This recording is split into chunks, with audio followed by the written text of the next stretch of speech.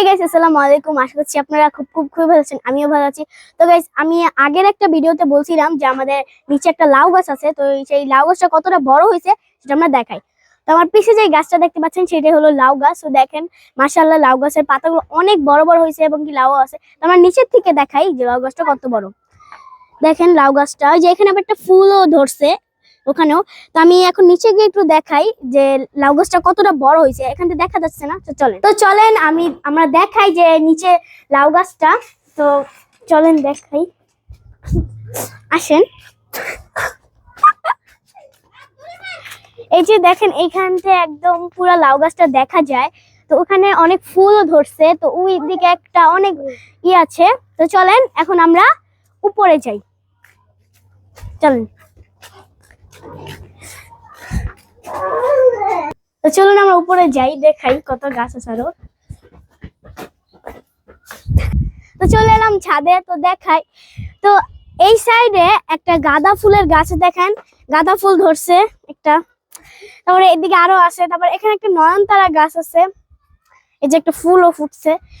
তারপরে এটা কি করলা গাছ, এই ছোট্ট একটা করলা ধরছে। যেখানে একটা দুইটা অনেক আছে, যেখানে একটা ধরছে। তারপরে এটা হলো পুঁই শাক গাছ। দেখেন অনেক পুরো ভরা পুঁই শাকে। এখানে বোম্বাই মরিচের আবার চারা আছে। তারপরে এখানে অনেক, দেখেন পুরো বালতিটা ভরা পুদিনা পাতা, এখানেও পুদিনা পাতা। তারপর আমরা ওই সাইডে যাই।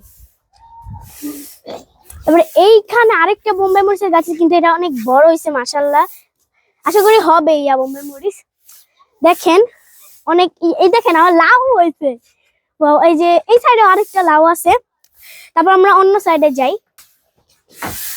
দেখেন এই সাইডে একবার এইখান থেকে এই পর্যন্ত পুঁই শাক গাছ, একবার এই পর্যন্ত। তারপরে দেখেন নয়নতারা গাছটা হারে মরে একবারে শেষ। তারপরে অ্যালোভেরা গাছ আছে। তারপরে এটা হলো থাই পাতার গাছ, হ্যাঁ থাই সুপের গাছ, অনেক পুরো ভরা। তারপরে আরো এখানে অনেক বোম্বাই মরিচের গাছ আছে। তো এখানে আবার একটা ফুলও ধরছে ছোট।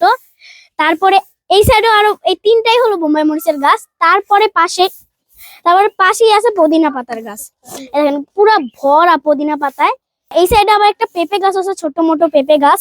তো সুন্দর আছে, আশা করছি পেঁপে হবে।